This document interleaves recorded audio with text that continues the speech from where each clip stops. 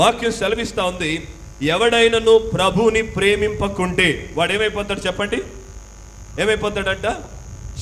చెప్పించబడలేదు, శాపగ్రస్తుడగును.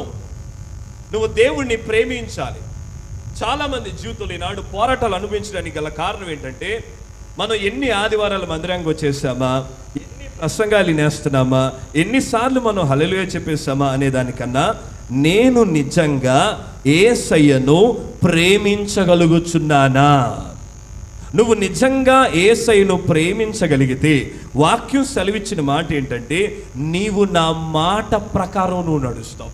సోమవారం నుంచి శనివారం వరకు మన లైఫ్ స్టైల్ ఒకలా పెట్టుకొని, సోమవారం నుంచి శనివారం దాకా మనకి నచ్చినట్టుగా మాట్లాడేస్తూ, నచ్చినట్టుగా చూసేస్తూ, నచ్చినట్టుగా చేసేస్తూ, నచ్చినట్టుగా ప్రవర్తించేస్తూ, ఆదివారం ఒక్కరోజు వచ్చేసి యేసయ్య ఈ రోజు నువ్వు నన్ను గొప్పగా ఆశీర్వదించు యేసయ్య అనేస్తే యేసయ్య మనల్ని ఆశీర్వదించుడు.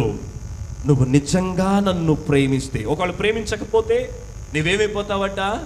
శాపగ్రస్తుడు. నడుచుకోండి, ఎంతమంది రకరకాలైన శాపాలు అనుభవించట్లే, రకరకాలైన పోరాటాలు, చితికిపోయి రోజు రోజుకి చితికిపోతున్న వారు లేరా మనలో?